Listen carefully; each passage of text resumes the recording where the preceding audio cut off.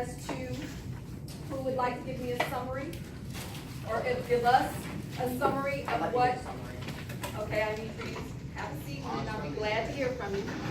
All right, who wants to go first? Alfredo, were you raising your hand? Yep. All right. Alright, so it starts off with the whole building. Okay, hold on a second, I need for everybody to have a seat. Why are we moving around? Grabbing books. Okay, if there are, seriously. Okay, do you see some books on the shelf? Nah. Jim. One of y'all are missing a book, then share. All right. Sharing is caring. So who's gonna give the summary? Go ahead, Alfredo.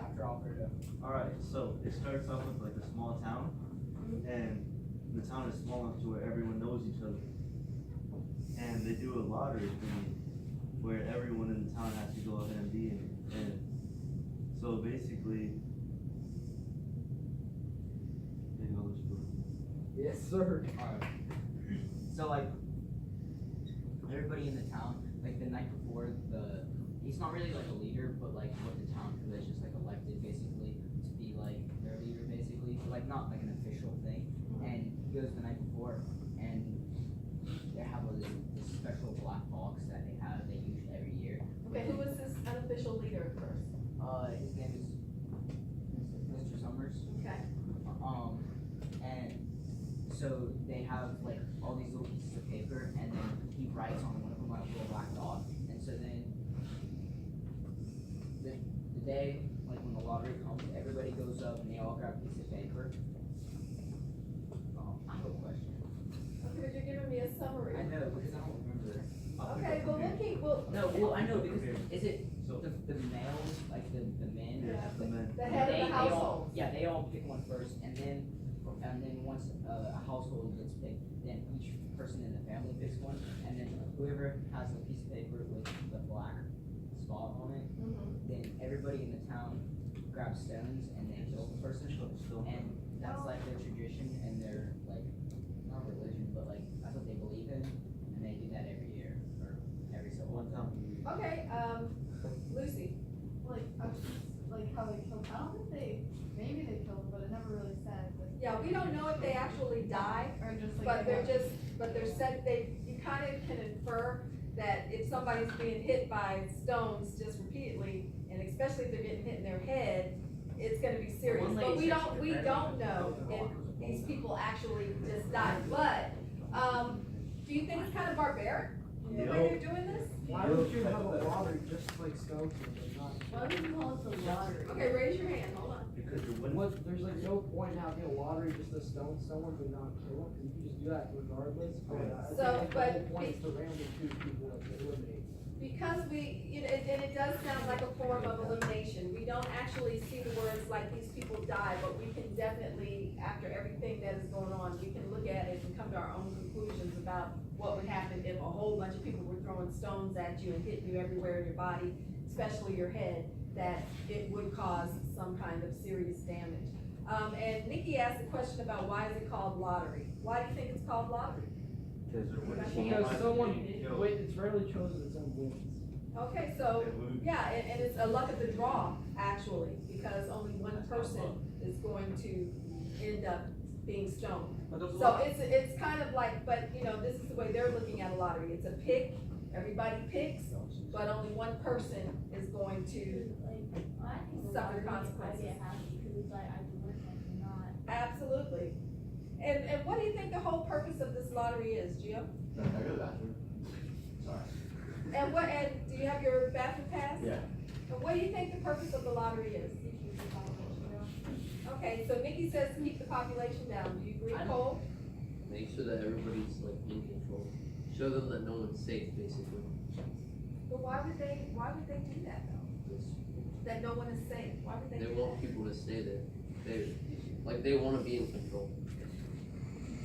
Okay, I think maybe like someone put that like maybe it's like a way to kind of like, because it's a small town and everyone, the men of the family, they want to do that in town just to keep them in control. But I think like since like in this story, like this particular like time, I think it's kind of just been lost to like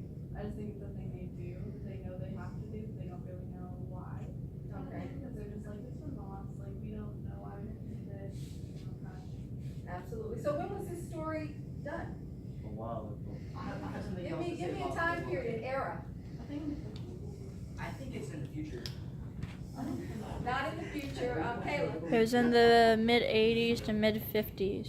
What, when the mid, what did you just say? The mid 80s and mid 50s. Not the eighties, the fifties for sure. I would say The 50s and but the 40s. 50s, because if you look at the characters in the story, if you look at the characters, you're seeing where 1930. you have the wife. Please don't just shout out and don't give me answers like that. If you know, you know, but, and I hope that there's no phone over here. All right, so you're looking at possibly the fifties because you gotta look at what's going on. What are the times? You got the kids playing outside, fresh air. You've got the fathers at work. You got the moms taking care of the children, the homes, the husband. And whose job typically comes first? Male. The men, the husbands.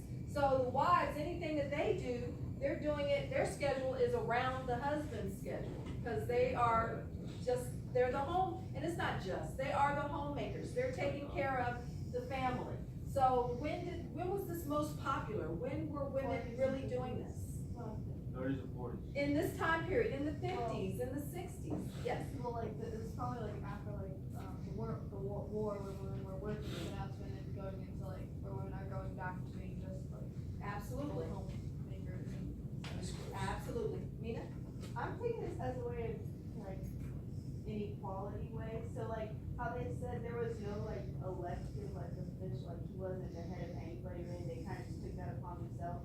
So like it's kind of thinking that nobody's really like better than each other, so they're all like on the same playing field. So that's why anybody can do it. But now, and interesting that you said that, because even though that might be the case, people were a little concerned as to Mr. Summers. He was kind of volunteering for various jobs. He's been doing different work and basically working with young kids. And then he kind of took it upon himself to kind of take over the lottery situation.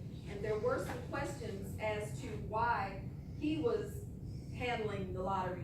And, but he wasn't official, so at that point, to just keep everything down and to keep any kind of skirmish from happening, the postmaster just came in and made him legally the leader over the black box in the lottery. So now, back to this black box. Why do you think that nobody wanted to change the black box? Because it's tradition. Can I say It's like something about the everything. reasoning of it? Go ahead, Jacob. My opinion. Well, I think it's like, it says at the end when the lady who got picked took or had won the lottery, even like her son picked up the wallet and was gonna like throw it at her, I guess. But I think that like there wasn't like it's just something in that town that happens and that nobody really questions it. Like that other book we read with the dude that fell from the sky. Nobody really questioned what happened. It just happened and it was like, okay, whatever, and they went with it. And so like I think it's the same way. It happens every year and nobody really questions it because it's just the way they live. So Well, I think you had said it earlier about it being traditional, that people were just accustomed to the tradition of it because this thing was going on even before probably the people in this town at that particular time. And they did hold it once a year, be right to you, they did hold it once a year, and it was something that they came to expect. yeah. And I believe that maybe because of the whole idea of tradition and wanting to just keep things as it was, because as you know, there were some neighboring towns that did change it and they canceled the lottery. But for some reason, the people in this town just went with the status quo and they didn't feel the need to do that.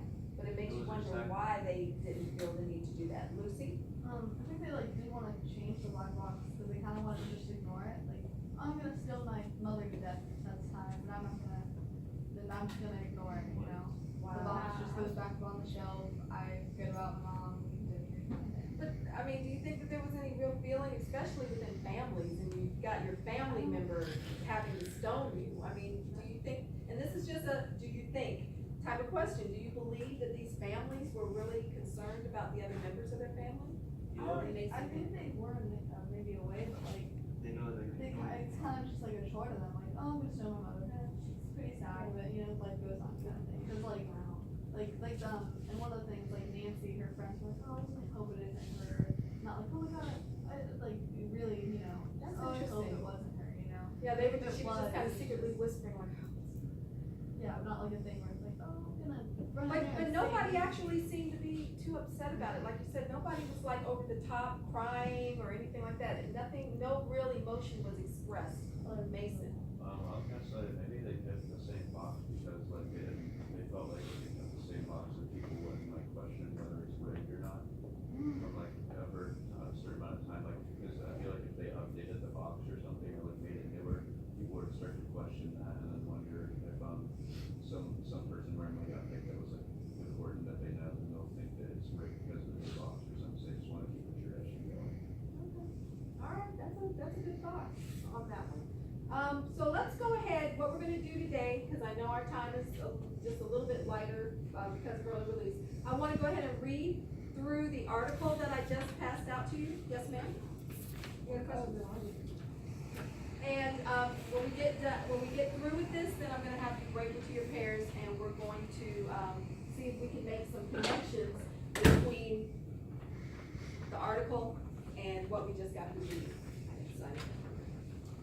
Okay, so we're gonna talk about Shirley Jackson, who is the author of this story.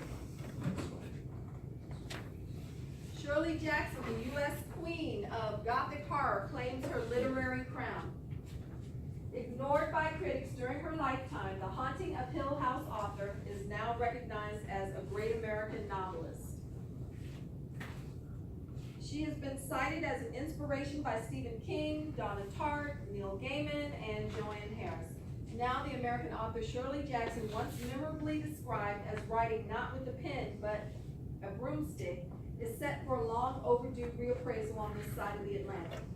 This week sees the release of a new biography, Shirley Jackson, A Rather Haunted Life, swiftly followed by a graphic novel version of her most famous short story, The Lottery, illustrated by her grandson, Miles Hyman, and the publication of Dark Tales, a collection of her most chilling short stories. And the revival does not stop there. Next year, we will see a film in her book, We Have Always Lived in the Castle, with rising stars Tessa Farmiga and Alexandra Daddario, alongside Sebastian Stan and Crispin Glover. It would be easy to attribute this sudden flurry of interest to the fact that 2016 marks the centenary of Jackson's birth. She died in 1965 from heart failure at the age of 48, following a period of heavy drinking and a growing dependence. Why am I looking at your phone? Okay, please put it up for it, it's on my desk. And a growing dependence on painkillers, but while that plays an important part, there are other more interesting factors at work. One of the most striking things is how relevant both her writing and her life seem today, says Ruth Franklin, author of A Rather Haunted Life. There's something timeless about her work. It doesn't feel particularly of its era. There's no sign that the stories are taking place in the 50s, and the sensibility feels modern.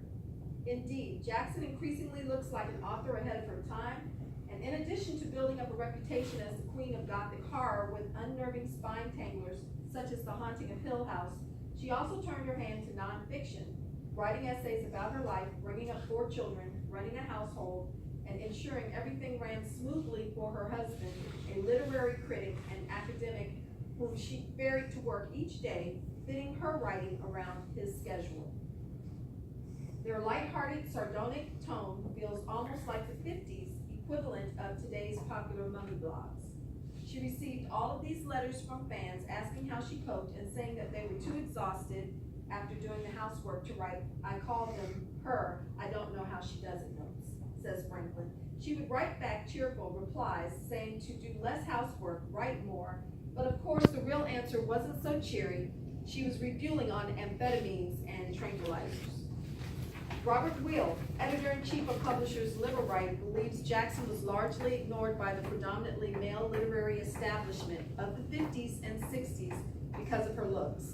I stand by my belief that if Patricia Highsmith and Shirley Jackson had looked like Sylvia Plath, they would never have been condemned to the margins, he says. There's this sense that people don't take Jackson seriously at the time because she's viewed as a dumpy, overweight housewife. Nor did it help that Jackson's subject matter was so exclusively female. You can count the number of male protagonists on one hand, says Franklin. Her work is almost exclusively focused on women and women's lives, and when her work came out, the majority of book reviews were mainly by men. They either didn't get what she was doing or didn't regard her stories as important. Nor did it help that Jackson's most famous fiction saw her condemned as a mere horror writer. It's so often a problem that people condemn certain genres as not being literature, says Will. Patricia Highsmith was described, even in the late 90s, as a mystery gal. Ursula Le Guin has argued for years about the need to treat science fiction as literature, and Jackson was packed away as a horror writer and allowed people to dismiss the work. There is also a slipperiness to Jackson's writing that can make her work hard to categorize. U.S. novelist Jonathan Lethem has described her as one of this century's most luminous and strange American writers, and her best writing trades on ambiguity, making you unsure as to what really happened and why. The Lottery, published in 1948, tells the story of a murderous ritual in New England. So we now know the village was in New England, and was described by the New Yorker as probably the most controversial story the magazine has ever published. It lends itself to interpretation. Jackson herself at various times claimed it was about anti-Semitism, parochialism, and a reflection of the ugliness of society, and played on ancient mythological truths. And its influence can be seen from The Wicker Man to The Hunger Games. How many of you have ever seen The Wicker Man? Hunger Games? Not All right. I'm not in jail. In an era when domestic noir reigns at the publishing houses and our thirst for dark tales of women under threat rages unabated, Jackson's ability to unnerve strikes a chord. There's a whole new appreciation today of what it means to be a mother and a writer and how to reconcile these two things, says Franklin. We're also more interested in the lives of women, and that in turn has led to a revival of interest in Jackson's work. I honestly feel as though she's one of those authors who's been in the background for a long time, yet has a huge influence on American fiction, and it's only now that we're beginning to see how important she is. What other male writer would be maybe a counterpart to her type of writing? He's written lots of horror stories. Who? Stephen. Yeah, Stephen King. All right, so, let's see, what time you guys get out of here at 9:54. No, we don't. That's third period. I keep looking at third period and 11:23. Excellent. Okay. All right, guys, so what I'd like you to do now is to break into your pairs and go ahead, and you may want to read this over again between the two of you, but you're going to make connections between the story about Shirley Jackson and the story The Lottery. See what you can come up with. Question?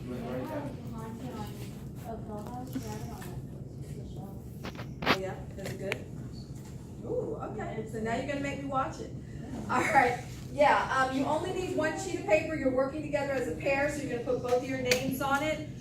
It's not gonna be due today, but it will be due by the end of the week, so go ahead and get started, take your time with it, and really kind of go back through the article, and then go back to the story and make your connections. And that other sheet that I passed out to you yesterday is going to be due probably around Friday or Monday as well. Because we're gonna be wrapping up the lottery, and then you guys will be tested on it. Yes, Alfred? We'll just play by ear and see what we got. 'Cause tomorrow we're gonna look at the video on this, and I have something else for you to do after that. So, yeah, between Friday and Monday, we should be able to wrap all of this up. Okay?